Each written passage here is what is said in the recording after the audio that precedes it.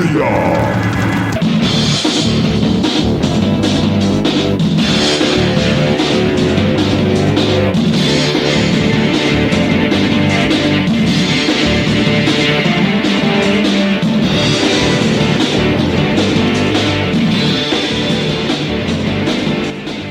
Welcome back, my friends, to the InObscuria podcast, a podcast where we exhume obscure rock and punk and metal.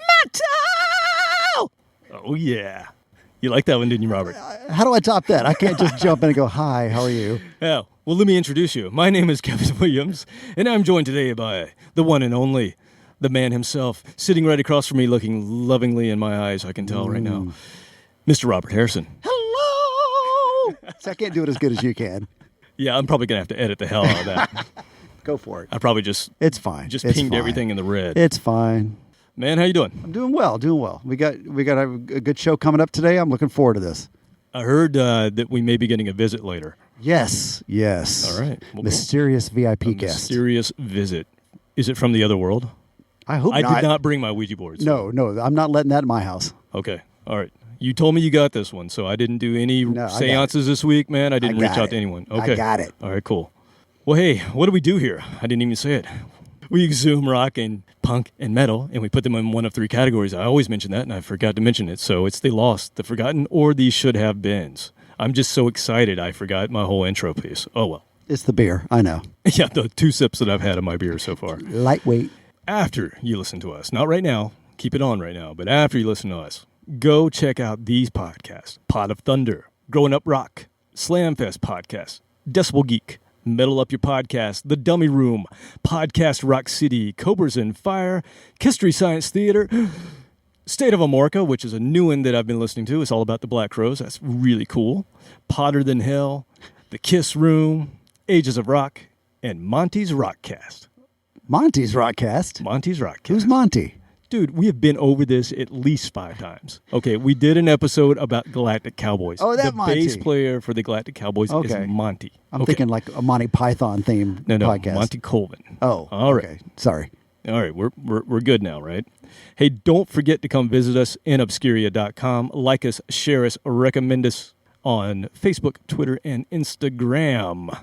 Okay, so this week again, man, I've done no prep. So again, what do you mean again? You're supposed to be doing prep. You mean all these other episodes you didn't do any prep? No, you just winged it? I tell you, I prep by reaching out to the spirits. I don't do anything. They give me all the that's true. information. So you kind of sit back. But we did none of that. No seances. I didn't go get a palm read.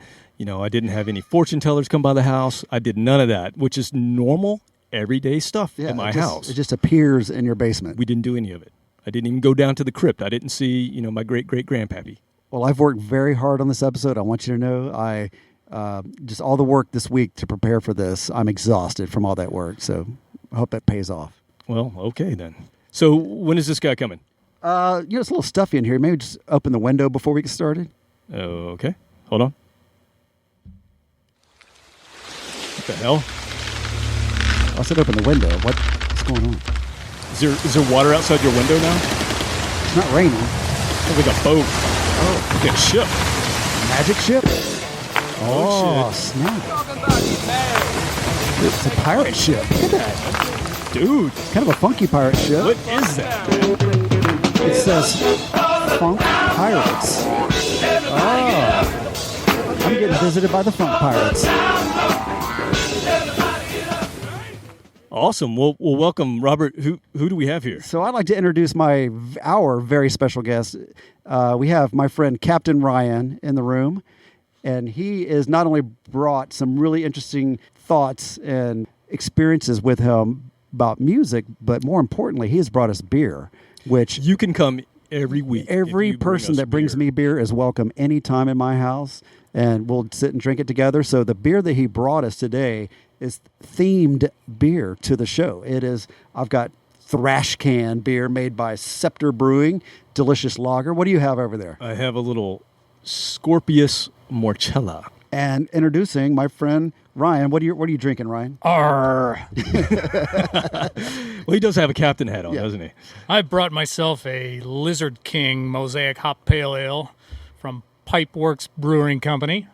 It's great to be with you guys. So Ryan's a friend of mine. We've been friends for about 8 years now. We met on a journey out to Burning Man together in 2012 and have been out there several times since then.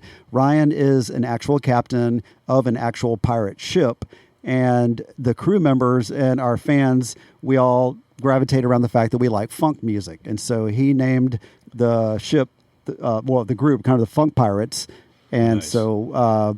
The ship is called Fly Me to the Moon. Fly Me to the Moon. So that's the name of the ship is Fly Me to the Moon, but the group itself is the Funk Pirates because we play funk music and we cruise around the desert and other places in an actual pirate ship and have the time of our lives. It's amazing. If you've never experienced that, you should. It's very memorable, and some of the most amazing experiences I've had in the past 10, 20 years have been on that pirate ship. So we're not going to talk about that. We'll go into more depth of that in another episode. But today, Ryan's here to talk about music and his experiences with it. Well, first, welcome, Ryan. Captain Ryan. Sorry. Oh, thank you. Captain Ryan, cheers. Cheers. Thank you. It's great to be here. Long-time listener, first time sitting in the same room with you guys. Taking requests. Still socially distancing. Yeah, he's Look at over this. there. Kevin's over there. I'm Still over maintaining safe distancing. Yes. We will not be years. getting the scurvy. here. No scurvy. Arr. So, Ryan, why don't you tell us a little bit of your background? Obviously, we talk about obscure rock and punk and metal. You've obviously listened to us, as you said. What is your background with music in general? Well, I first started playing records when I was 2 years old, as soon as I could figure out my father's turntable. And I played Elton John's Madman Across the Water, Neil Diamond's Taproot Manuscript, and Miles Davis's Bitches Brew, because that is a badass cover to a 2-year-old and a 3-year-old. And the sound didn't drive you away. I'm surprised. No. I would turn that on and sit right next to the big floor speaker and just try to get inside of it. That has to have shaped you somehow, because Bitches Brew is not standard fare for most 2-year-olds. And in fact, I know 30-year-olds that can't listen to more than 3 notes of it. So it had to have shaped your brain in some way. Well, if it did, it was subconscious at that point. I could identify the Beatles and Judy Collins and John Denver, but whether I knew that I was actually listening to Miles Davis or not probably escaped me till many years later. But the album cover, again, was the Right. main draw. Okay. Got it. Yeah. I can see that. The album cover is, yes. And If you haven't seen that album cover, go check it out, because it's pretty impressive, and it's a historic piece of music, really. The first record I ever bought myself was Kiss Destroyers from a friend of mine who wanted 3/4 more than he wanted that record. So that was my first investment in rock and roll. That And is a worthy investment, and 75 I cents cheers you. for Kiss Destroyer.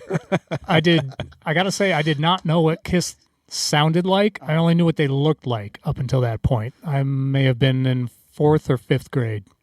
Probably That- 4th grade. It had to have been pretty common, though. I mean, they definitely knew that they were getting more attention with their looks at some point. I used to draw pictures of Kiss when I was 4 and 5 years old, because I saw them on TV and I thought they looked like superheroes, and I saw the comic book that Marvel put out, but I didn't have a clue what they sounded like until later, and that's when I fell in love.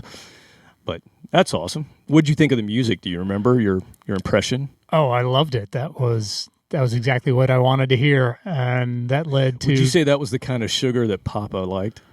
That was the flaming youth that set my soul on fire. That's a Peter Criss. Okay, I'm sorry. Nerd. Good Lord. No, I didn't have Kiss Alive 2. But that record led to several of my friends playing tennis rackets and jumping off of the couch Oh yeah. to that album. See, mine sounded different because I was playing badminton racket, so Oh, it probably had a higher tone. Different tuning. I didn't really, records were pretty expensive at my $10 a week allowance, or 10 cents a week allowance. There's a big difference between those two. Yeah. I didn't make $10 a week till I was in high school.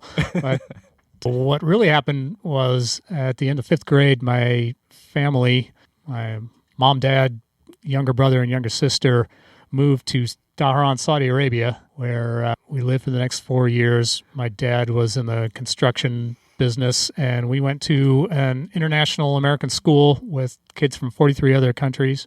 Wow. And there were lots of things you couldn't do in Saudi Arabia. So what year was this, and where were we with Saudi Arabia? This was 80 to 85, I think, or 81 to 85. So there was a lot of tension in that area of the world even then, obviously. This was after the Tehran embassy. I actually knew people who had to leave their homes in the middle of the night and emigrate from Iran to Saudi Arabia. So the Shah was overthrown early 80s. Yeah, 79. 79, 80. Hostages. This is before the Iran-Iraq war, right? Yeah, way So- before that. Yeah, way before that. So Saudi Arabia's in between. It was pretty peaceful during that time. Yeah. Okay. They just All wanted right. to pull oil out of the ground. Yeah, they were and making money build hand over stuff. fist. So that, But were they?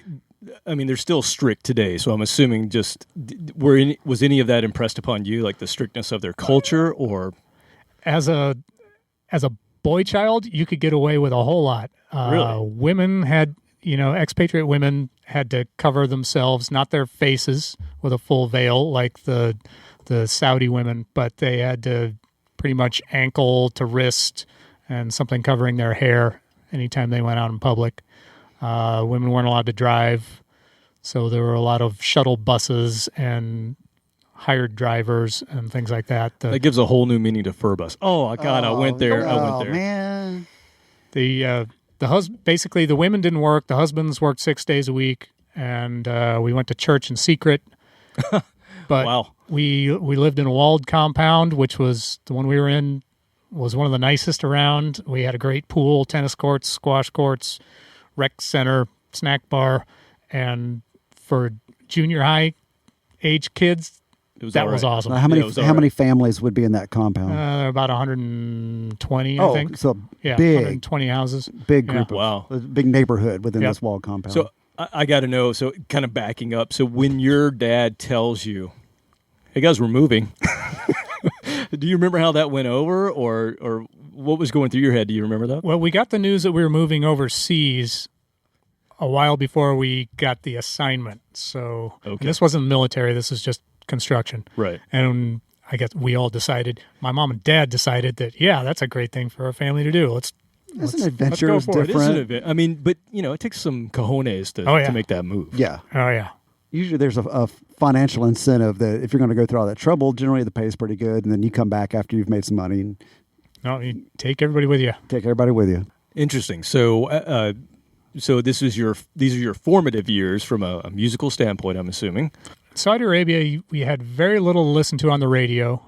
I think we had one FM station out of Dhahran that maybe played pop music, top 40, and kind of older, softer rock type things. And then we got a radio stuff. station out of Bahrain, which was run by Brits. So we got whatever was hot in England.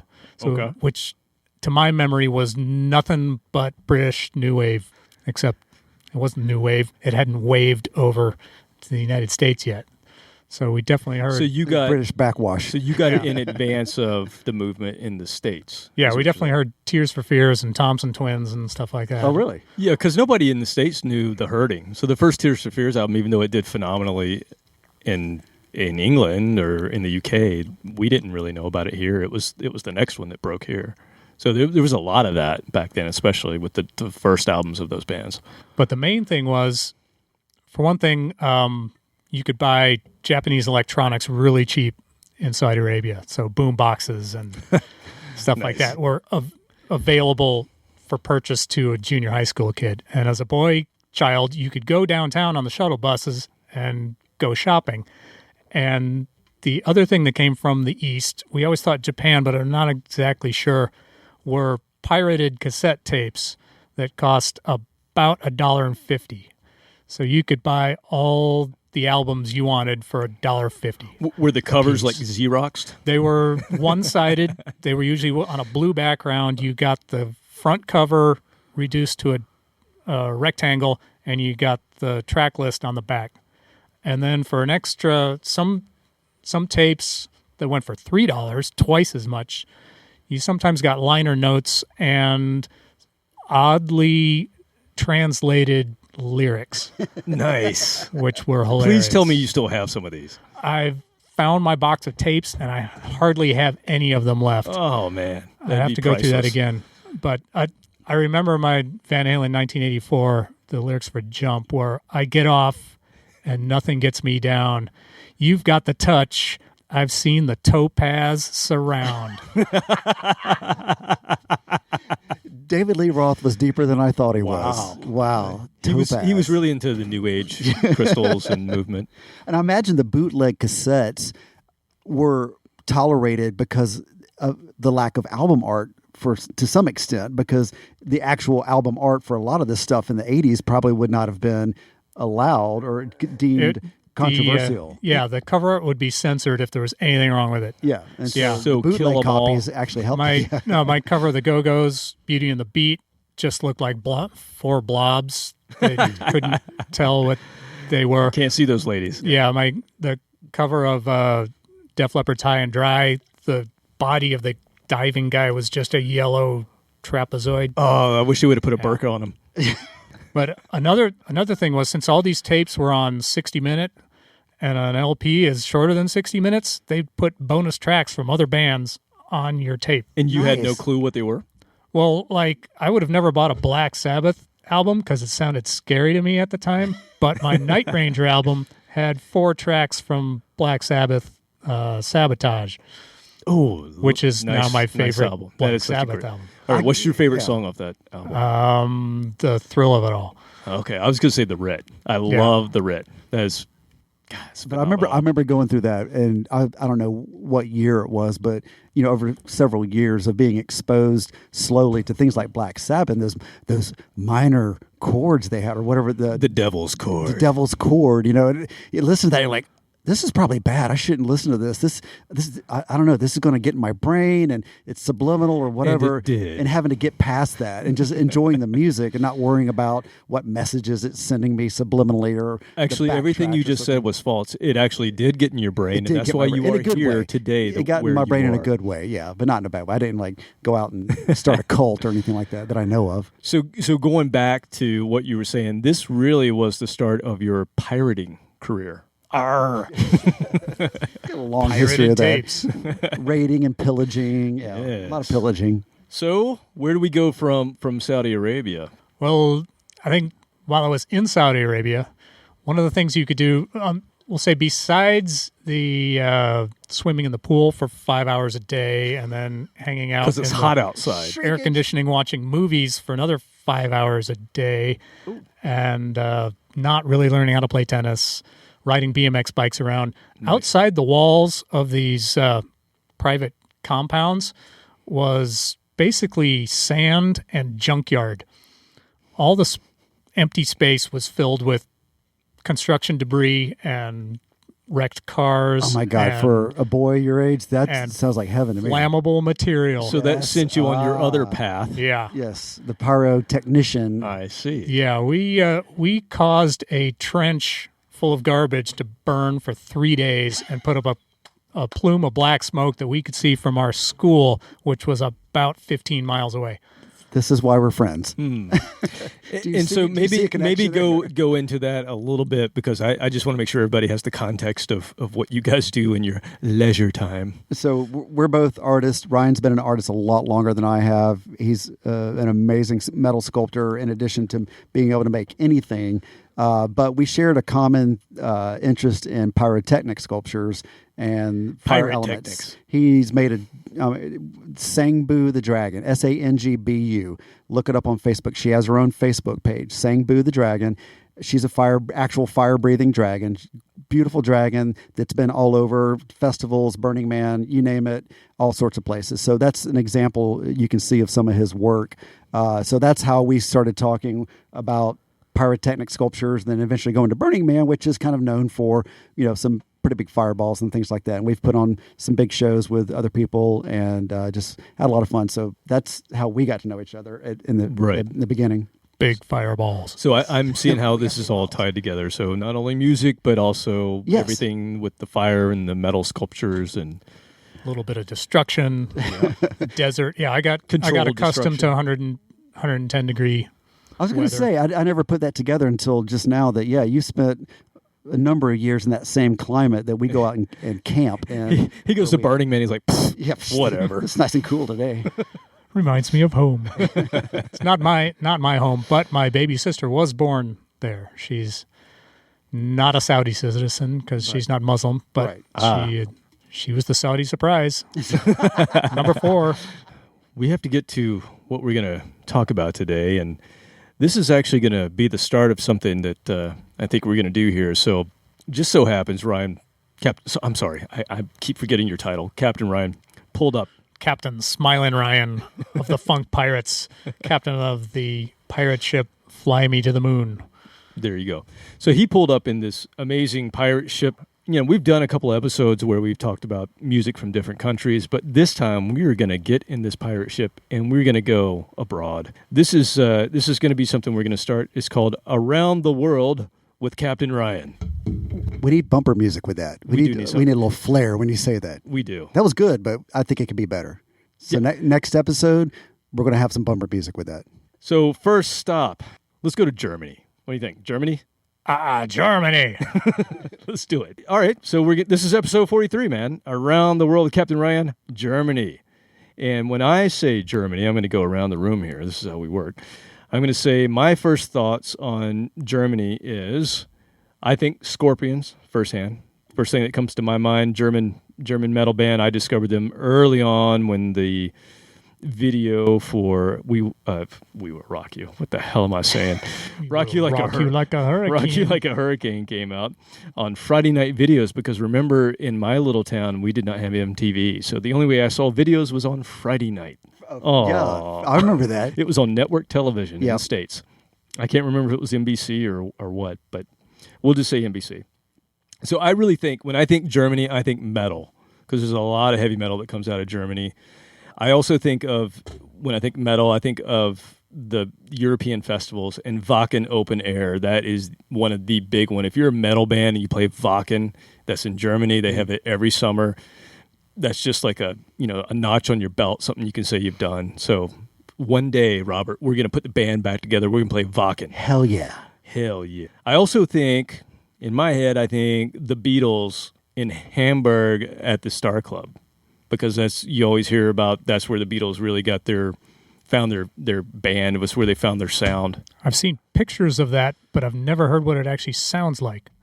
All you have to do is watch a movie called Backbeat. And I'm pretty sure I don't know how accurate that is, but that's what I think of. Hollywood's version. Yeah, exactly. It came out in the 90s. So it has to be right. Also, I think of avant-garde electronic music. I think of Dita from Saturday Night Live dancing to the Kraftwerk music. So, industrial music. Is Kraftwerk from Germany? Oh, hell yeah. Okay, I was going to ask that because that's what I think of as well. Right. So give me your thoughts, Robert, on you Germany. Completely said the same exact thing. I know I'm the typical American, don't know a lot about foreign countries. That's not a good thing. I'm not bragging about that. Dieter Hosen. Yeah, I think of Scorpions just like you did. I think of Kraftwerk and Bauhaus, which once again, I think are they from New York? Bauhaus were an English band.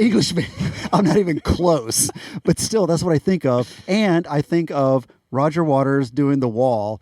Yes. In 91, I think, 89 or 90, whenever that was. I can't remember now. And I remember listening to the concert because you couldn't see it live. You could listen to it live on the radio. It was pay-per-view, right? And I remember they screwed up the click track. One band didn't come in on cue. They had to stop this whole production, rewind the tapes, and then start over again. And that's what I remember from that show. And I can't remember the name of the band. I'm sure you can Google it and figure out which band it was, but it was a well-known Scorpions. band. Maybe it was. No, I don't know. But they missed a cue. So anyway, I think of the same thing you did from Germany. There's a lot of good music from Germany. I couldn't name any specific bands. Well, you're bringing up something that I didn't point out, which I'm wondering if any millennials or even the next generation, Gen Zs, if any of those folks know that we grew up with two Germanys. Yeah, you had East and West, and if you say that now, they might look at you funny. Yeah, it's not really a thing now that you even think about. But there were two Germanys after World War II until, what was that, 90? When did the wall come down?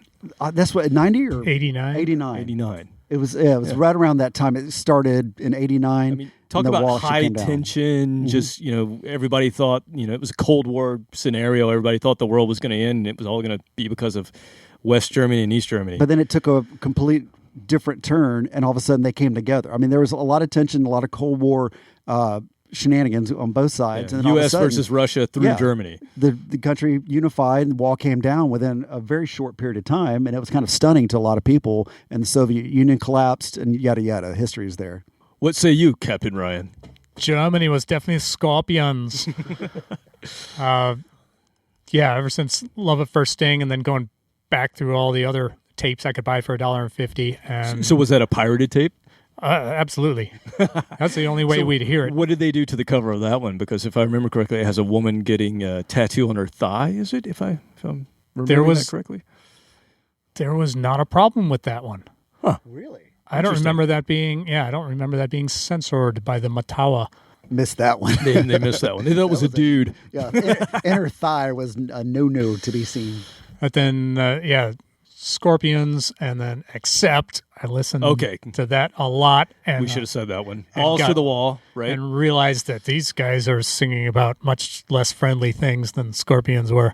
It's not just about how to rock you all night long. Balls to the wall. You get your balls to the wall. Yeah, I think that was the first time that I listened to a band and heard some transgressive lyrics and thought, this is different and maybe better than the more accessible and commercial stuff that I had been listening to. You were looking for that edginess, a little bit, 2 or 3 notches above the Scorpions. Anything else from Germany just pops into your head? Rammstein. Oh my God! How did I not think of that? Are they Russian? Du hast. Or German? They're German. German? Yes, very German. Sorry. Named after the I apologize air for base. my ignorance. We'll be talking about them in just a minute. Of course. And then not until high school, I discovered or had thrust at me Halloween. Oh, yes. Which sounded more progressive, and high school was about the time I tried to get into thinking man's metal. So if it sounded like Queensryche, then I liked it. See, there's simpatico. I see the reason he's here. Yes. All right. Well, there's a reason we're going to Germany. So I'm just going to give a little quick history on Germany. So we talked about the fact that after World War II, Germany was split in two, basically, between Russia and the U.S. And as far as after World War II, you think the 50s, that's really when rock and roll, started coming onto the scene. And the Germans actually, in West Germany, they accepted rockabilly. It was a big thing in Germany as well because of the American troop presence that was there and because of what they were listening to. But Germany never really, in those days, had their own identity with it. So if you think back to German music from prior to World War II, they had their own styles of music and their own influence on different types of music, but they did not really have that in the 50s or the early 60s. They had polka. That they did have, lots of Hosen. But then when the 60s hit, especially the late 60s with the psychedelia and the kind of social injustice that was going on in their own country between the split of the country, that's when you got a movement that was truly German, and it was called krautrock. And that's pretty fitting. Yeah. I mean, yeah. So it loosely translates, though, to cosmic music. So think if you're familiar with Hawkwind, so where Lemmy came from, right? He was in Hawkwind. If you think the English psychedelia mixed with a lot of the American counterculture hippie stuff that was going on at the time, Germans took that and they said, we're going to create our own thing, but we're going to loosely base it on what you're doing. But it was more avant-garde. It was more electronic, which they're the pioneers of electronic music. It came out of Germany. But they also were taking a non-traditional, if you think of English and American music at that time, it was all derived from the blues, really. Mm-hmm. All the bands, all of rock and roll. And they took that out of it. So krautrock is it's all over the board, lots of horns and lots of noise, really. They created noise rock and they created electronic music. So we have them to blame for that. Damn you. Although I like a lot of that stuff. But, coming out of that, what is krautrock? So it's really a lot of that early synthesizer stuff and a lot more noise-based and emotion-based and just kind of gets under your skin. There were bands called Can. I don't know if you ever heard of Can, Faust, Kraftwerk, who we mentioned, and Tangerine Dream. Now, this is long before Tangerine Dream was like a new age kind of thing. This is when they were like really abrasive and odd sounding. It's not really, I'm not going to play krautrock today. I'm just going to go ahead and throw that out. We're not going to play any of that. We're not going to You got to pique my interest. I mean, I'll have to go back and listen to it on the side then, because I know Tangerine Dream from the 80s, but I don't know Tangerine Dream. Totally different. They were more new agey on Hammer type stuff in the 80s. You go to any Tangerine Dream from, say, 69 through the early 70s, and it's just abrasive and crazy. Electronics beeps and blips and all sorts of stuff, but still really cool. Of course, I own it. And I own a lot of krautrock, and we're gonna just dip our toe into it. But really, what I want to focus on is the other thing that was going on in Germany at the time, and we've spent a lot of time on this: proto-metal and acid rock. And the Germans really embraced it. So it was the other thing that was going on. Who do we have to thank for that? A lot of our thanks, we've already talked about them, the Scorpions. Do you know when the Scorpions first formed? Was it 69? 65. Good God. 65, old, man. They are very old, but still tour up until the COVID thing, No, right? I'm pretty sure I saw their final tour. Was it? Well, that's what they called it. Oh, yeah. And then they were back the next year. Exactly. How many final tours have we seen in our lifetime? But yeah, it's amazing that they've got that longevity. I mean, that's not a thing in that business. Yeah, so they started the band in 65, and Rudolf Schenker, who's still in the band today, Klaus Meine, and they brought in Rudolf's younger brother, much younger brother, Michael Schenker, who's an amazing guitarist, and they released their first album in 1972. Michael Schenker was 16 years old. 16, man! Stepping into an established rock band. Well, I mean, that was their first album, so they weren't established. Well, but still, I mean, they had their stuff together. It wasn't a bunch of guys in a garage. So they go on tour in 1972, 73, and they're opening for a band called UFO, which is an English band. And UFO loses their guitarist, and they say, hey, Michael, you want to come over and play guitar maybe? And so the man speaks no English. He joins an English, what was then kind of a prog rock band, and goes on to fame with UFO, and they're pretty much a band that helped create and mold hair bands as we know today. And Michael Schenker is just this amazing guitar player. So really, really crazy. But the Scorpions they had albums in the 70s that were amazing. If you've never heard Scorpions from the 70s, very different than probably what we grew up with. When you think of Scorpions, you think of 80s. But very different music. But they helped set the pace. At the same time, Accept came around in 1976. So they're even older than I thought when I was doing some background. Their first album came out in 79. To your point, Accept really aligned with the new wave of British heavy metal. Same timing. What they were doing was more aggressive. It was letting people know that what's coming is going to be heavier and it's going to be better than what you've seen in the past. And the 70s are gone. The 80s are going to be really heavy. So I think Germany has a lot to do with where we ended up as a global culture from a heavy metal perspective. A lot of influence. So I looked it up. I looked up a top 10 list of German metal bands. Let's go through it and see if you know who they are. We've already mentioned some of them. Number 1 and number 2, we've talked about Scorps and Accept. Number 3, Rammstein. Do you agree with that? Are they number 3? I guess. Well, yeah. I mean, they were one big. song has propelled them to name recognition. Well, in the States. In the States. I mean, I'm Europe. sorry. Yeah, one song is what we know about. Right. I thought with the top. Let's caveat that. Yeah. So you go to Brazil, they'll probably kick your ass if you say they only had one song. I'm not going to do that. No. Unless it's a girl. I'm not getting my ass kicked. Again. The other thing, I've talked about it in our thrash metal episode when we were talking about degrees of separation from the big 4. We talked about thrash music just in general, and I mentioned there's a big 3 in Germany. So in the 80s, at the same time that we had the big 4 in the States, Germany had their big 3. So they were right in step and right aligned with us being the U.S., for thrash music and the creation of this genre called thrash. So number 4 is Creator. That's their biggest thrash metal band that they have. You guys are aware of Creator at all? Barely heard the name. There's no way you would have been allowed to purchase even a pirated album from them if you look at their covers. That's possible because there were some American thrash stuff that never, Slayer, Venom, and Exodus never showed up on our radar. Slayer's like soft 86. rock compared to Creator. Yeah. Are they easy listening thrash metal? Let's just say we're not going to be playing any Creator today, but it's really good stuff. I need a few more beers before we listen to that. Yeah, it's definitely pound beers music. Speaking of, yeah. Into your forehead. Exactly. It's true metal. Number 5, probably my favorite German band of all time, and the reason that I'll be playing our first song today. Halloween. Love Halloween. I heard Halloween on a local radio station in North Carolina in 1987, and it was one of those late night plays. You remember how the radio stations, I don't know if you were probably in Saudi Arabia, but at least in the South, it was the late night DJs that would be able to play the things that you wouldn't hear any other time. Yeah, because the station managers weren't listening. Exactly. And they were bored. So I would stay up late to hear my local radio station from Hickory, North Carolina, and they would just spin the most amazing things. And the first time I heard the Keeper of the Seven Keys, they played the album in total on my station, and my little head was just blown. They haven't done that in like a radio station just playing an album start to finish for no real reason. I mean, you can't even get that on Sirius. Not a commercial radio station. Right. I mean, it's been 20 years since that's happened? Other than album 88, probably.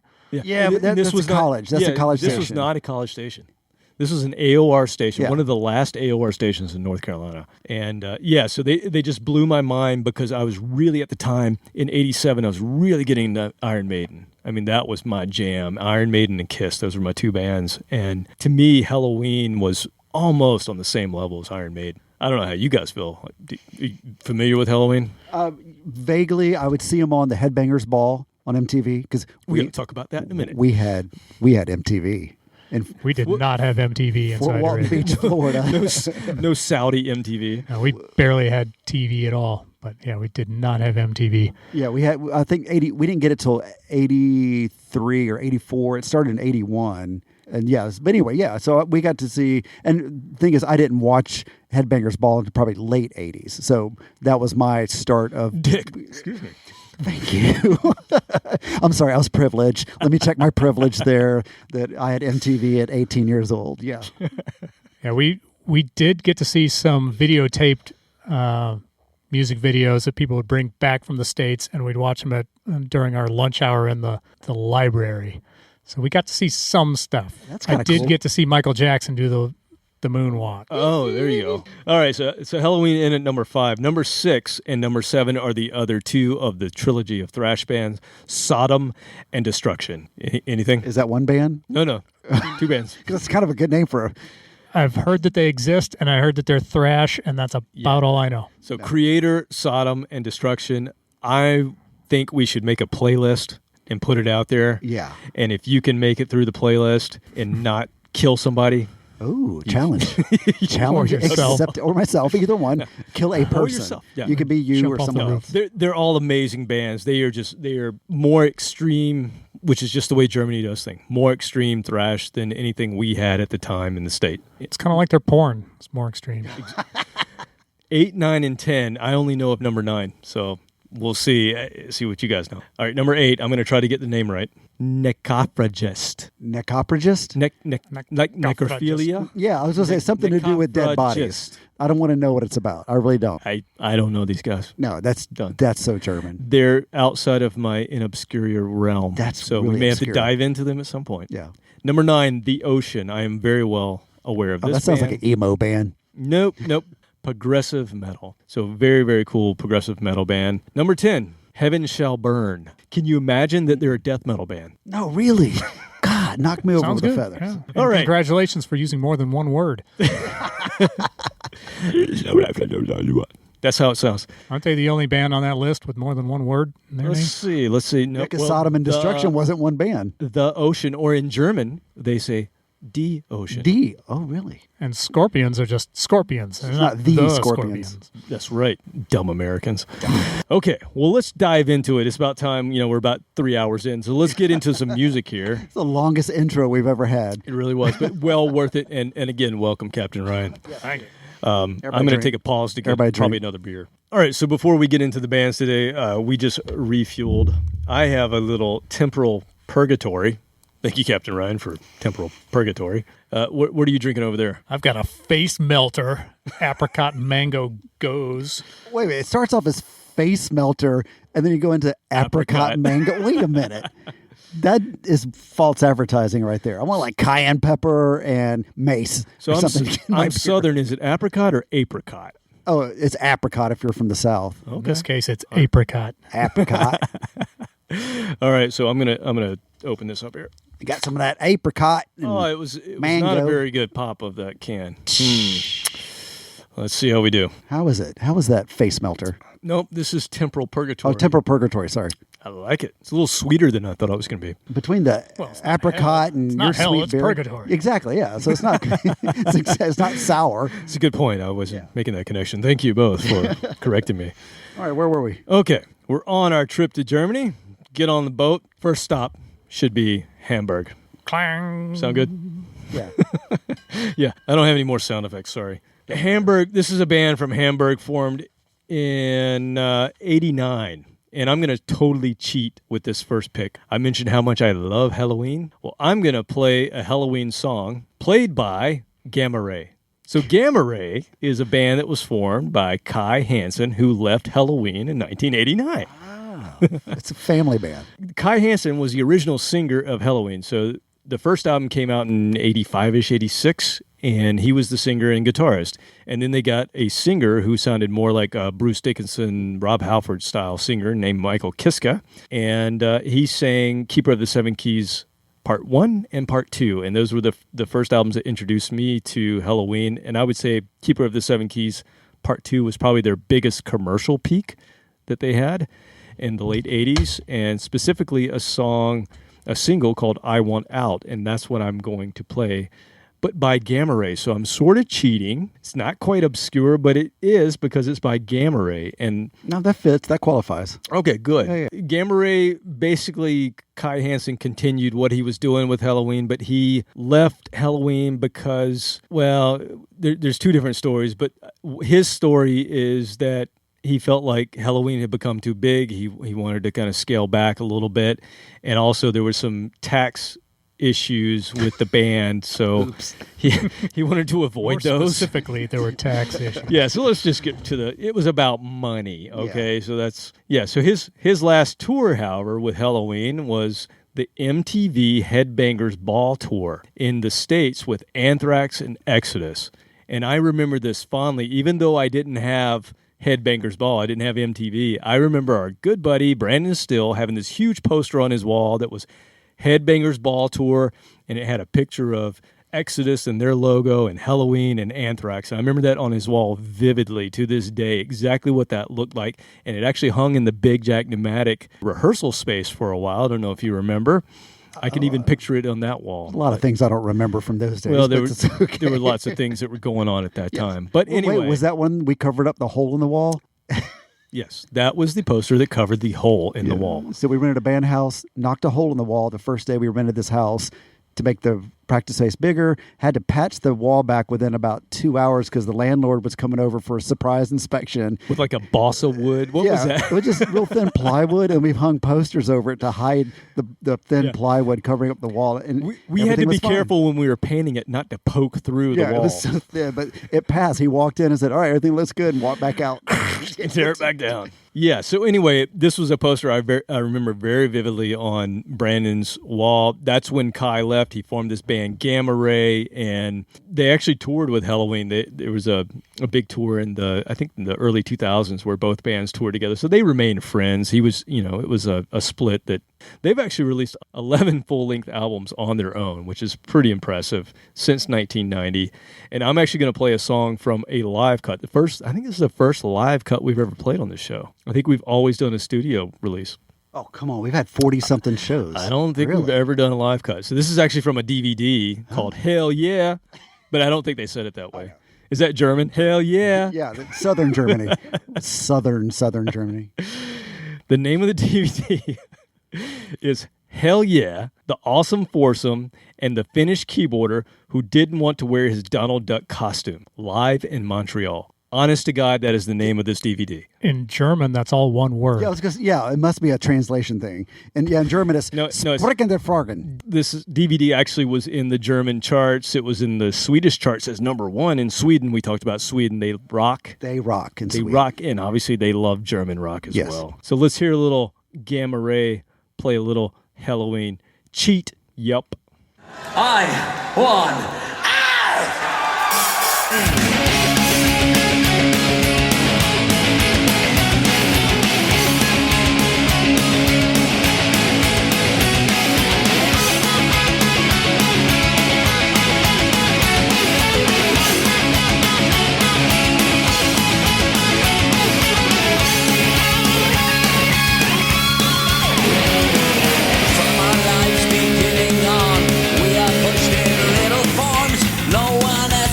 how we'd like to be. In school they teach us what to think, but everyone says different things, but they're all convinced they're the ones to see. So you're talking and they never stop at a certain point you learn. So the only thing that's left to think is this: I wanna to love like I know. Leave me be. I wanna to give things I know. To live my life and to be free.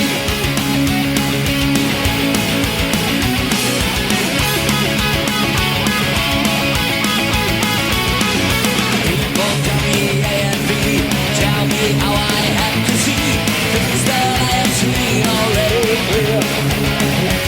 So they push me then from side to side, pushing me from push until there's nothing more to hear. Why don't push me to the maximum? Shut your mouth and take it on. 'Cause I decide the way it's gonna be from here. I wanna to live my life alone. Leave me be. I wanna to do things I know. I wanna to live my life and to be free, free, free. Oh yeah. There's a million ways to see the face of life, a million ways to be the fool. In the end of it, none of us is right. Sometimes you need to be alive.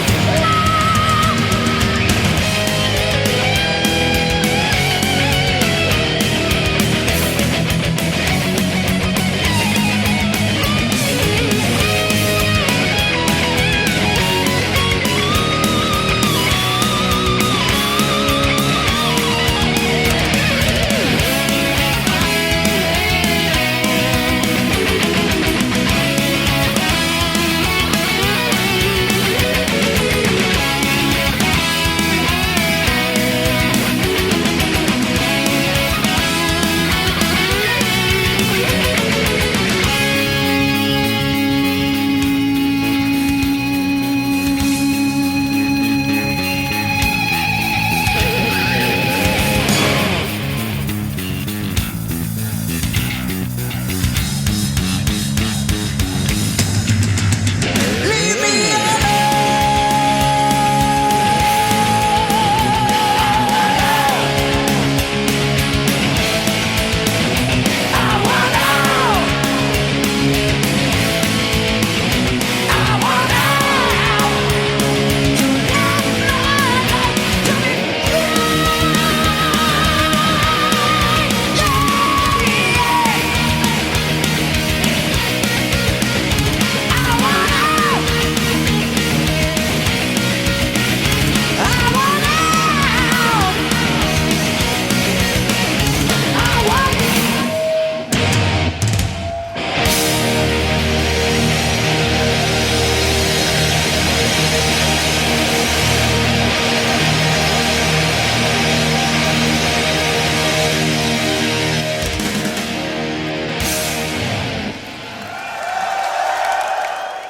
That was a damn good recording.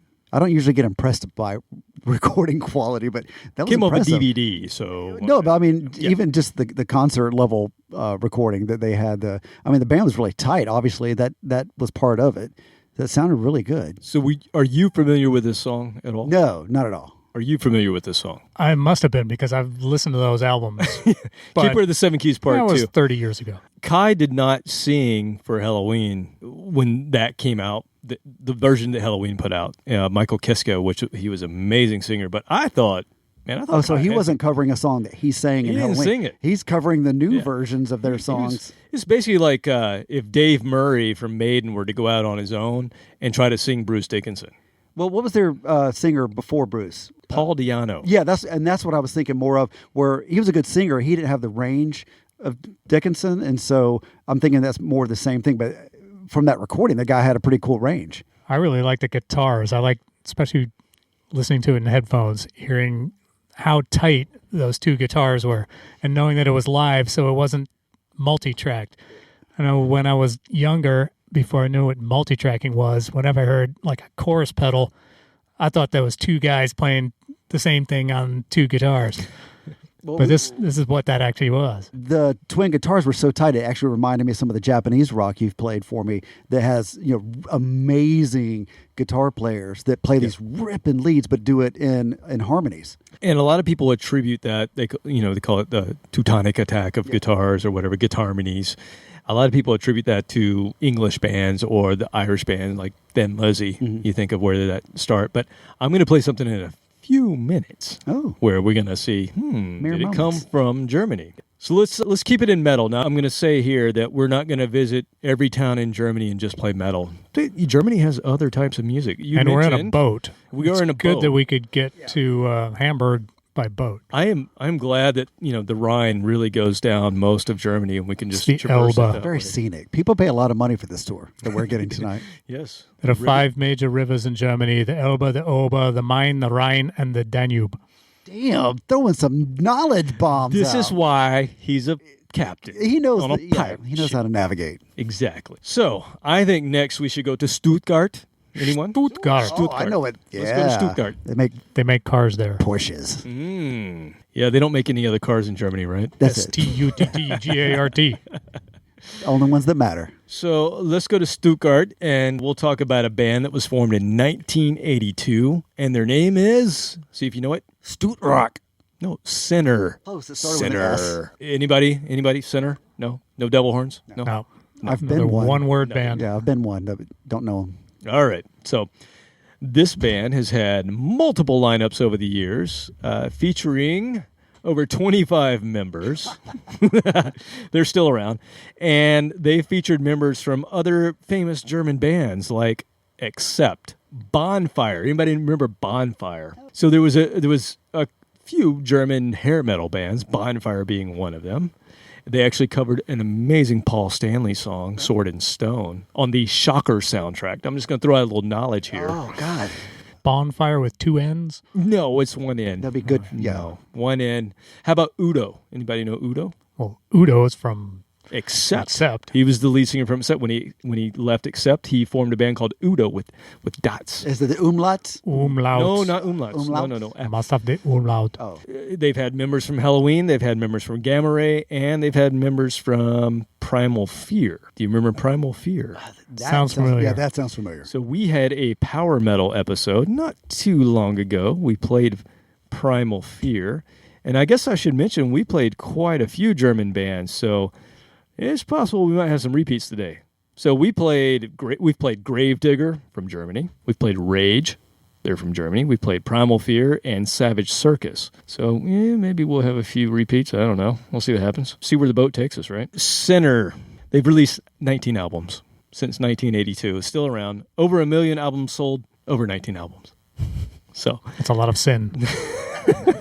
So not the household name. Maybe in Germany people know who they Venial are. sins. But they're melodic, traditional heavy metal / power metal. But I think they're a worthy band to play on this episode, and we're going to play a song called Jump the Gun. And this is from the second decade, which is obviously a compilation that came out in 1999. And this is all I have by Sinner, but I dig it. See what you guys think.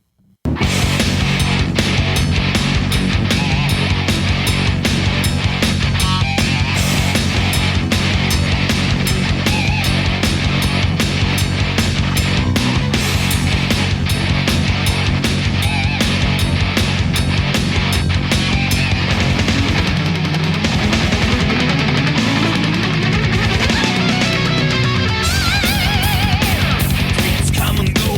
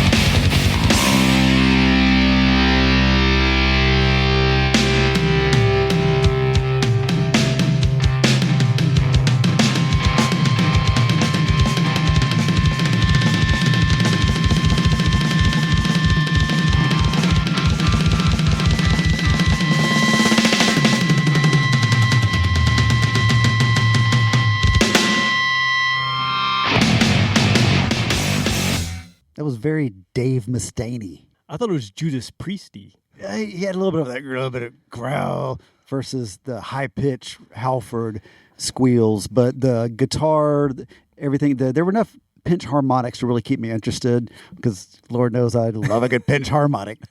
Mr. Zach Man, Wild. the bass player does not get a break on that. He's just like a machine. Or the, start to finish. or the drummer, man, because Yeah, or the I couldn't be in a kick German band as a drummer because I can't really play double kick that well. Your calves would It's be like the size every of basketballs. single song. Yeah, once you got it down, though, you'd have every song. I mean, It's like a lawnmower.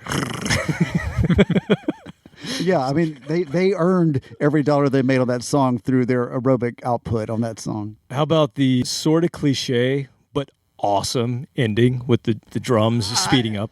It's true. It's kind of cliche, but I hate saying that because that makes it sound bad. No, I'm okay with that because you can't call it cliche if nobody does it anymore. Right, Exactly. It's the fade out that we were talking about with the Nice. other episode. Nobody does that anymore. Now, That is heavy metal ending 101. yeah, we had about 8 or 9 different endings to our songs that we could call out at any point, and that was heavy metal ending. Yes, But the beauty of that is the type of ending you would only do if you were playing live. These guys were in the studio. yeah, it's true. I didn't think about that. That was a live ending. Hey, let's just do our standard ending that we do for every song live. Fading out live is even harder. It can be done. It can be done. I think I've seen it done. When they turn the PA off on us, they're like, "Yeah, you're done. We're just going to turn the PA down until you stop playing." I saw Ashley Simpson do it on the. Never mind. I think Journey does it, actually. Just going to sing quieter. Sing quieter. We're gonna fade out. This is a fade out. Well, let's move on, shall we? Overall, Devil Horns Up, center. Yeah. Yes. Cool. I liked it. I was Four horns trying to interpret the lyrics, but couldn't tell if he was saying jumped the gun or dropped the gun. Oh, you've got Or better hearing both. than I do. It was Jump the Gun. Oh, Well, as far as I know, that's the title. Who knows? I wasn't really listening. Okay. The beer's kicked in. Sorry. I talked earlier about krautrock, and I said we're not really going to go there, but I am going to play a song from 1971 that sort of teeters on between the two. There's a band called Epitaph, and they formed in 1969. They're sort of in between what I'd consider proto-metal and krautrock. They weren't weird enough that they didn't have the typical instruments that we know as rock instruments, like some of the avant-garde stuff that Germany put out, but they are still kind of out there. So they're kind of sort of krautrock. I love that. I love that restaurant. I love krautrock mixed with acid rock. So one of the reviews that I read, I think, says it best for this band. They're post-psych progressive rock, spiced with occasional jazz accents. How do you like that? Spiced? Spiced. Oh, God. Bam, bam. Emerald. All right. Bam. just a pin. But the big thing that this band has, 1971, the twin guitar harmonies. What? In That's- 1971. okay. All right. So same time that Thin Lizzy is getting going, but the first incarnation of Thin Lizzy only had one guitarist. So, do we have something here that was maybe Then Lizzie, German? Allman Brothers.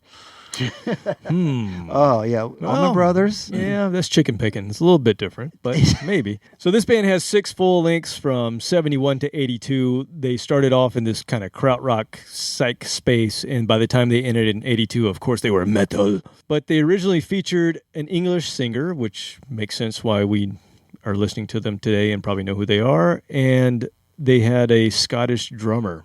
They disbanded in I thought this was funny. They disbanded in 1975 to avoid sharing their record company's debts. Their record company went out of business. Hey, you want some of these debts? I see your name on this So, like, document. we're no longer a band. Yeah, don't We're come done. after us. So this is the second band tonight that we've heard about people leaving to avoid tax problems. I've never heard of that. These are Now just tonight the ones I've we've two. heard about. So I know that was a thing in England in the early 70s. Like the Stones had to, in a lot of the English bands, they had to leave England and go to different places like Saint-Tropez and, horrible places Oh like God, that. that's awful. Because they were trying to avoid taxes.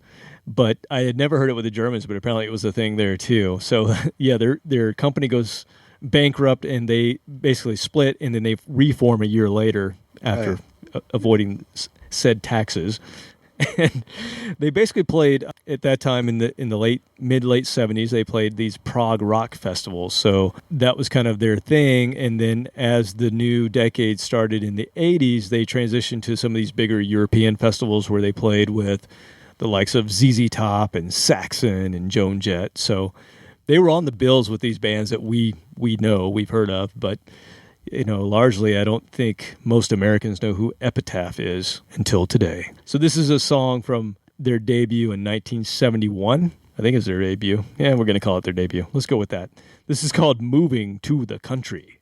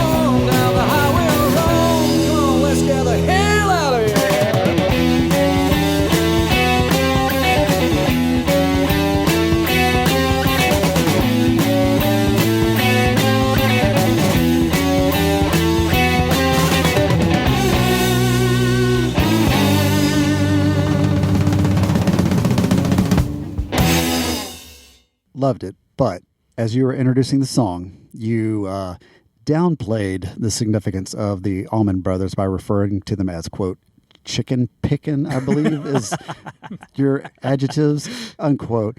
And it's funny because the guitar mini sounded exactly like Allman Brothers. The first minute of that song could have been an Allman Brothers song. And I love it, but I might love it because it sounded kind of like the Allman Brothers. I might like it because it was an early form of metal, but it's amazing to listen to that and realize that if you're listening to that at the time in 1971, that was, more extreme than it sounds right now. It sounds so tame that it reminds me of the Allman Brothers more than it reminds me of Iron Maiden or Judas Priest or anything like that. But those guitar minis sounded exactly like Dwayne Allman and Dickie Betts together. You got me. You're right. You're right. I think because I live in Georgia and because I grew up listening to the Allman Brothers, I tend to minimize the impact that they had on the rest of the globe. But it makes sense. At that time, that was a similar sound. And if I take it further than that, that rhythm, drums and bass and everything, that was basically Lido Shuffle, Boz Scaggs later on. Oh, it's total shuffle. That was late 70s. But yeah, like I said, you would take that same, almost everything in that song, you take that and add Boz Scaggs' vocals, and that was just pop music at that time. It evolved so far. Heavy metal had become heavy metal, whereas 1971, that was more extreme, and you had Pat Boone and other people doing pop music. Captain Ryan. Definitely Southern rock. Yeah, okay, all right. Could have been, or maybe Canned Heat or something like that. The Baroque Dickie Betts guitar solo in there. I was like, but then I think about it, and in the South they show you the crossroads where Robert Johnson met the devil, and in Germany they show you the crossroads where Bach got his harpsichord tuned. So I love that description though with Dickie Betts though, because I've never been able to describe it, but yeah, it's a kind of a Baroque key signature that he's playing. That's one of the reasons it was so good. It wasn't just the typical 4/4. I would not have made that comparison because I overlook the things that are pretty much in my face. Yeah, in your backyard, literally. Yeah, totally. Anything else on Epitaph before we move on? But I like it. I really dug it. It's almost like if you're a guitar player, I know you were probably into that song. Yeah. Because I can just see the guitarist going, write a couple of lines of lyrics. We're just going to jam. And one of the reasons I like it is because it's more attainable for guitar players like me when we listen to Halloween and these other metal bands that are just total blues based. Yeah. Like I have no concept of how to play the guitar like that. I'm not saying I'm a guitar player that can play great blues riffs, but I can at least imagine myself playing that type of lead. Dude, I would have been an amazing guitar player in 1956. Oh, yeah. If I knew everything else. We knew how to plug it in and play a couple of now. chords. Yeah, exactly. We'd be gods. We could finger tap. Imagine me the first person to finger tap. I'm not even sure if I would have been awesome in the 60s, but in the 50s, man, I would have been. Les Pauls were invented when? 50? Yeah, somewhere around there. Yeah, 59. So right about then, you pick it up. You've been Back to the Future guy. Yeah, Marty McFly. Marty McFly. Yeah, that's his name. Yeah. They weren't ready for that yet. Nope. Well, let's talk about a band from the 80s. So, and I didn't mention, we had traveled. We were in Stuttgart before. We traveled to hear Epitaph. We went to Dortmund. Anyone familiar? Dortmund? Anyone? No? The Dortmund? No. Okay. Are you a Dortian? Well, now we're going to go to Dusseldorf. Okay, I know that. I've heard of that. Okay. Dusseldorf. All right, so here's a band from Dusseldorf formed in 1982. And did you know that Germans also had punk rock? What? Hell yes. I would hope so. Yes. So I'm going to talk about a band that in English translates to The Dead Trousers. I like them already. Now in German... They had the Dead Milkmen, Dead Kennedys. They had the Dead Pants. Now in German, it's Die Toten Hosen. That's even better. I like that one, Toten too. Hosen. The Toten Hosen. Yeah, you rock the Toten Hosen. However, for a very dumb American, let's call him 12-year-old Kevin Williams, when he was into punk rock and he would read his punk rock mags back in the 80s, I didn't know that German, that D-I-E was pronounced D. No, it's Die. So I thought, Die Toten Hosen. That's badass. I hate Toten Hosen. I love it. I don't know what Toten or Hosen is, but you go to hell and and you die, Toten Hosen. You die. So anyway, they sing in German. So this is going to be a little bit different than anything else we've heard, because most of the German bands sing in English. Thank you very much. So like the Japanese bands, this band sings in their native language. However, the singer actually is half English. His mom is English, so he could have sung He it. could have done it. Thank you very little. Yeah. What an asshole. Did you know that Die Toten Hosen also translates in German to something that describes erectile dysfunction? Totenhosen. Die Toten Hosen. Are your pants dead? Yeah, it's like the dirty pants or something like that. Call now. If your pants are dead for more than 4 hours. So like most punk bands, this band started, originally they would play house parties, and their price would be beer and the coverage of any damage to said house that they played in. Genius. That is Yeah. That is punk rock. We need That 2 is cases hell. of beer and your insurance coverage. If What you is can the put limit? that on a contract, I can play your party, dude. You're going to have to give me beer, and then anything that we do to Already completely damages. destroy your parents' Breaking house, shit. that's on you. Yeah, it's on you. I love that. It's amazing. So they, like I said, they sang in German. They were your typical snotty punks. They kind of took the English view of punk and German with an English accent. I guess it would be, wouldn't it?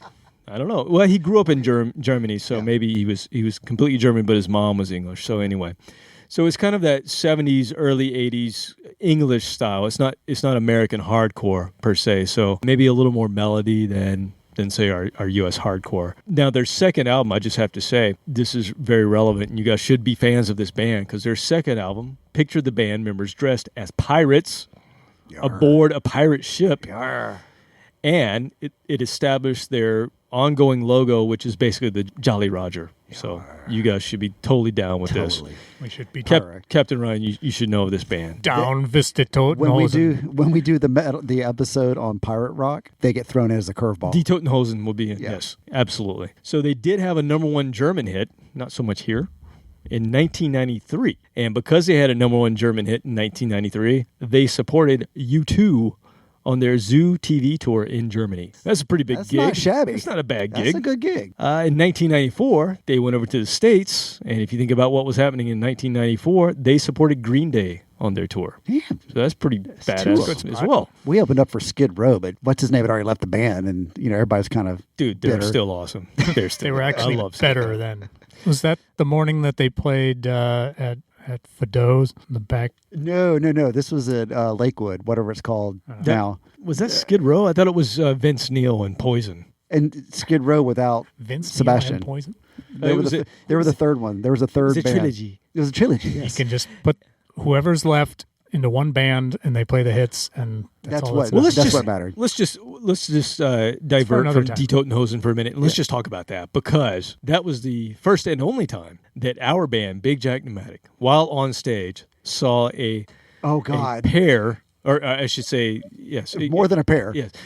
Yes, we saw 4 breasts. Yes. And it was multi-generational. Yes. So a Mother. if I believe it was an aunt. Oh, it was an aunt. And her niece, yes, both chose to show us their breasts during our concert, and it was a hallmark moment for our band, I believe. Not for the entire band, because guess who was turned around with their back to the audience tuning his Robert guitar? missed it. Yes. They did it. I'm just a little bitter. So I'm not sure that they were familiar with when you should flash the breast. Yeah, when the usually lead it's- singer's turned around, that's not when you do it. But I remember you going, dude. Usually it's And that's all during a song. Right, but all you had to say was, dude. And I turned around and caught a glimpse of like the latter portion of that. You call it like underboot. Yeah, as they were underboot. putting them back Yeah, down. underboot. Yeah. So, yes, so we were playing the side stage at call it a shed. Yeah, the A shed show. stage. Yes, the side stage as people were getting their pretzels and beer. We had a damn good crowd in that pretzel line. We did have a was a damn good good crowd. You know, One that of our pretzels, big- it took one a of our while to bigger get the crowds. pretzels. Yeah, it was a that day. long line for pretzel and beer. So we had a captive audience. Yes, they were subjected to us. So anyway, yes, they did it in between songs, which I think they were kind of out of sync with the way that that's actually done. Usually it's during the song while the camera is on you. Right. is- You want is because typically you're when doing you it for do that. attention. If people's backs are turned, you're not getting that same attention. But in any case, it happened. Yeah, that and was it's- momentous. It's in the brain. Wasn't captured in on the film. bank. But anyway, back to Die Toten Hosen. We talked about Green Day, but I'm going to say the biggest performance that this band ever had came in 1996. I mean, I can't imagine being here. It was the last Ramones concert in Buenos Aires in front of 75,000 people. That's how they do it down there. That's how. Yeah, their concerts are South put ours American. to shame. I don't know how they ever go to the bathroom. No, it's just so many people. What is in the one toilet spot. situation in a venue that has 100 to 75 to 100? Well, it's a soccer stadium, soccer stadium, right? I'm guessing It would have to be. So it's not that uncommon to have that many people in that stadium, but still for a show. That's crazy. So Die Toten Hosen, they opened for the Ramones. Bad respect for that. That's awesome. They have had 17 albums. They're legit, man. They've released multiple German platinum albums. Respectable. What's German for platinum? I think that's it. You have to say it Die like that. Toten Platinum. It's an umlaut on I platinum. don't know. Maybe it's an umlaut over platinum. Yes, over the A. I'm going to play something from one of their albums that was in German, and I didn't know what it meant. I had this album in German. I had no idea. All the song titles except for this one is in German, so I picked this song. This is a song called Bonnie and Clyde by Die Toten Hosen, and I did one of those Google translations on the album because I had no idea how to pronounce the album, but it translates to all these years, your best songs. There you go. So here's Die Toten Hosen with Bonnie and Clyde.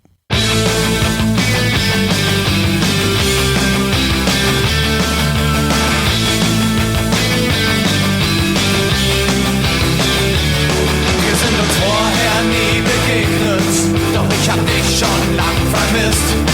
Auch wenn ich dich zum ersten Mal hier treffe, ich wusste immer, wie du aussiehst. Mit dir will ich die Pferde stehlen, die uns im Wege sind.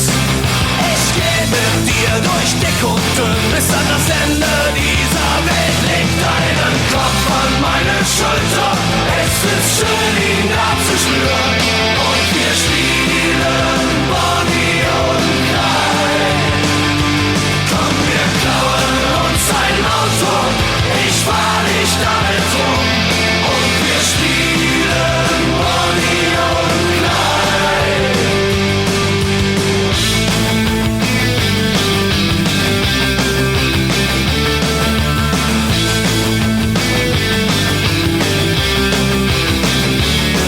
Was wir zum Leben brauchen, werden wir uns schon irgendwie holen. Wir rauben ein paar Banken aus oder einen Geldtransport.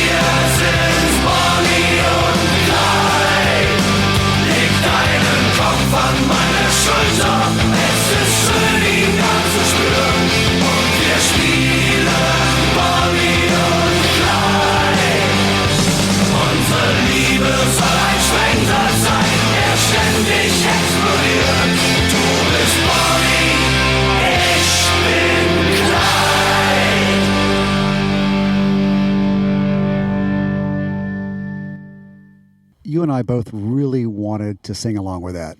That would have been awesome to know the lyrics so we can sing along. Yeah, what he said. Something, Bonnie and Clyde. I mean, that It's so chanty. yeah, well, it reminds me of some of the Irish rock where, it's based on traditional Irish music, which is very festive a lot of times. You want to sing along to it when you're completely faced. And that's, God, yeah, I wish I was in a crowded room and I knew the lyrics to sing along with a whole bunch of people. I am Bonnie and I am Clyde. I think that's what he ended with. I am Bonnie and Clyde. That wasn't the chorus every time, but I'm pretty sure that's what he said at the end. At the very end? I heard that and figured if I could tell what the words were, they were probably similar to David Lowery kind of cracker. Definitely a different vocal processing, but that's kind of the feel I got to it. I got a definite. It's interesting you say Irish because I got a definite Flogging Molly. Yeah, that's exactly. Dropkick Murphys. Exactly. Kind of feel. That's what I was trying to get at. Yeah, exactly. Totally. But German.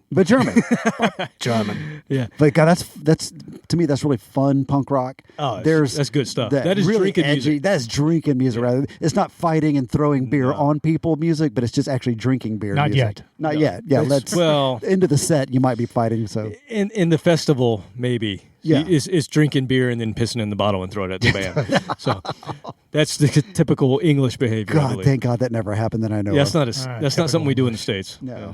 So I got a few more for you. So not only did Germany have punk rock, but Robert, this next one is specifically for you. Oh, thank you. So I found So special. Now I don't know when I say this, you may be like, what? But I found a band that is a German ska band. What? Now I know Captain Ryan. You might like a little ska as well, German ska. given that you're a sailor. 1, 2, 3, 4. I don't know how to count to 4 in German. Sorry. What is that? 1, 2, 3, 4. Yeah, I don't know. So Yeah, that's that's it. So this is a band called the Busters, and they're not the only band called the Busters. So if you Google it, be aware. Yeah. They have been around for quite a long time. They're still going strong today. They've had 16 full-length albums, and originally they were like a side project. It wasn't even supposed to be a band. They were a two-tone, like a version of a two-tone band. Which you guys know what that is? Two-tone? I know Tommy and the Two Tones. That's all. So two-tone was a English version of ska music. So it was a mixture of new wave and Jamaican ska, which kind of gave us what we know in America as ska music, because we got kind of third wave. So this was two-tone, which was more English. So this is a German band playing two-tone style music as the third wave of ska, which was more predominantly American in the early mid-90s, right? So think Boss Tones, Goldfinger, all those bands that got big here, this band was playing at the same time. Their first single, it was a minor hit, and I'm not going to play this, was a cover version of Bobby McFerrin's Don't Worry, Be Happy. No. Ska version. No. I haven't heard it. Don't plan on it. Don't plan on it. I'm going to look that up. You go ahead. I'm kind of curious. You enjoy. However, I am going to play a cover song. And like I said, this is for Robert, so I think you're going to enjoy this. They had moderate international success, which is why I discovered them when I was getting into ska in the early mid-90s when everybody else was. This was a band that came up in my search, and I got their CD, and I didn't realize then that it would later become so obscure. You can't find this anymore, so kind of cool. Unless you get an import and spend a lot of money on it, which I did not at the time. This is off their album, which is a very German title, Sexy Money. Oh, yeah. Yeah. Came out in 1994. I am not going to tell you the title of the song because I don't need to. But here's some German ska for you. Enjoy. Pick it up.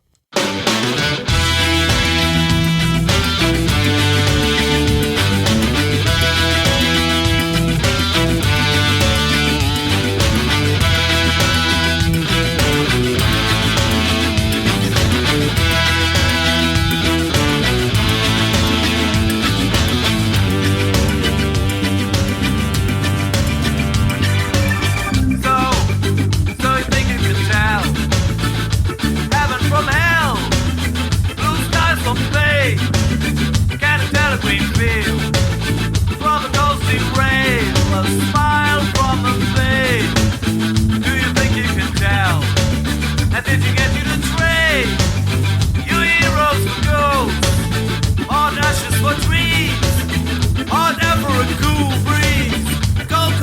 the change?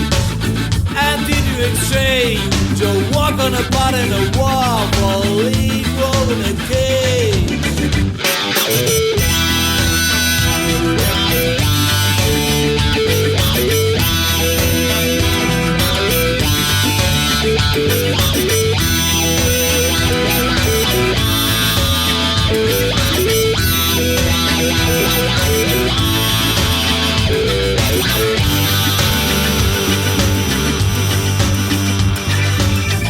I wish you were here.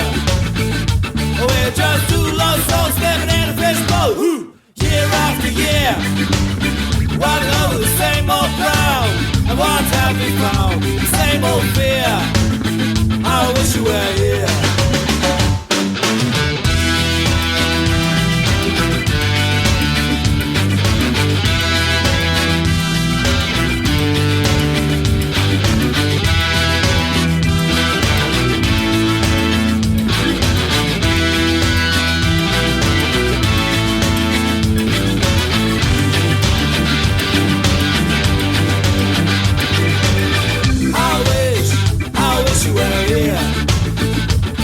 Just two lost souls living in a fishbowl, year after year, walking over the same old ground. And what have we found? The same old fear. I wish you were here.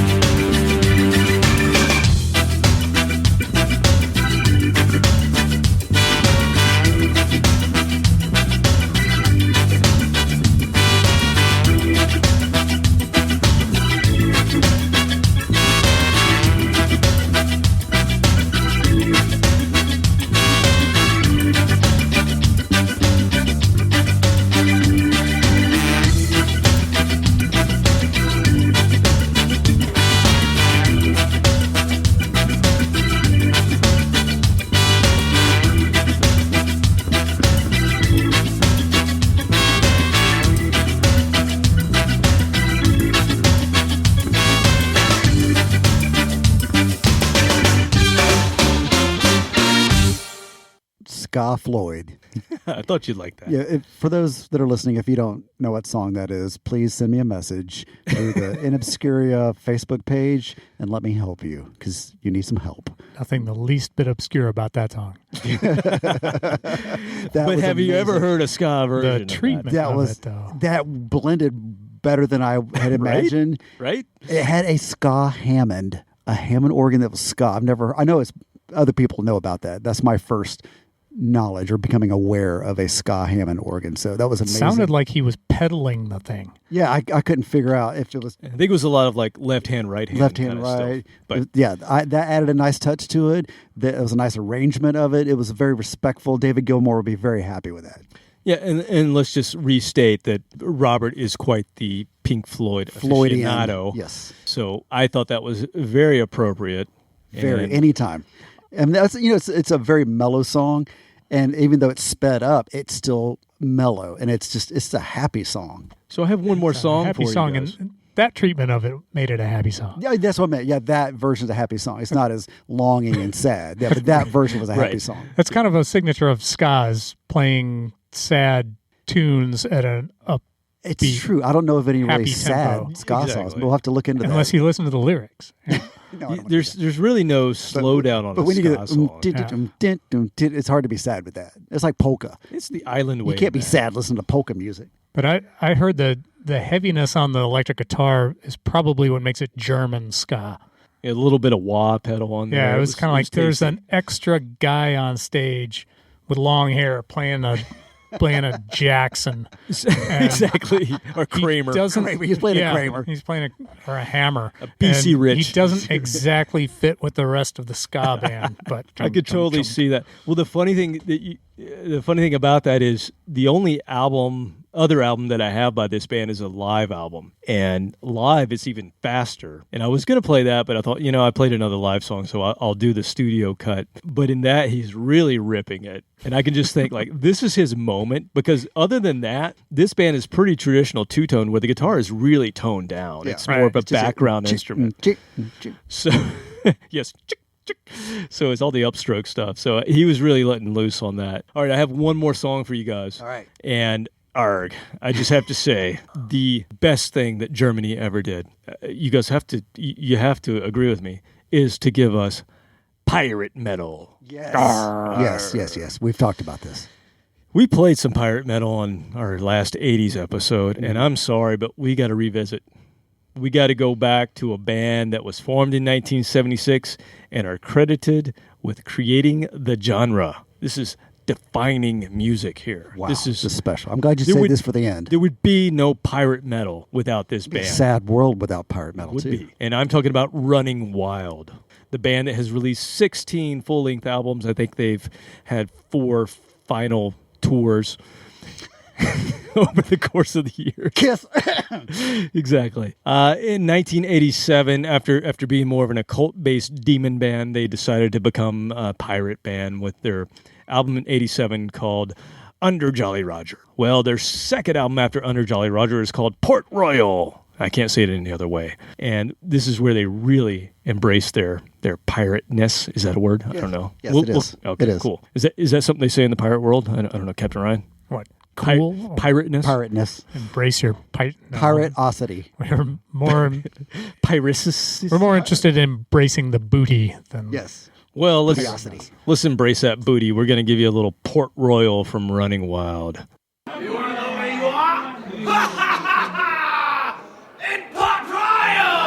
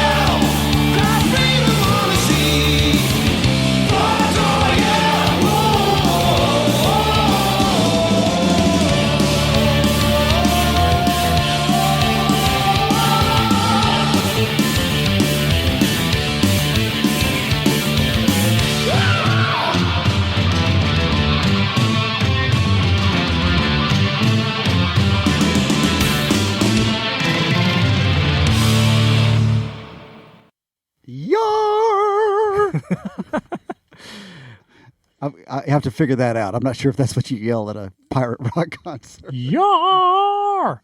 Pirate worthy. I hope. Yeah. I'm guessing that pirate rock is mostly made from the lyrics and the accoutrement rather than any innate pirateness in the sound. In the sound.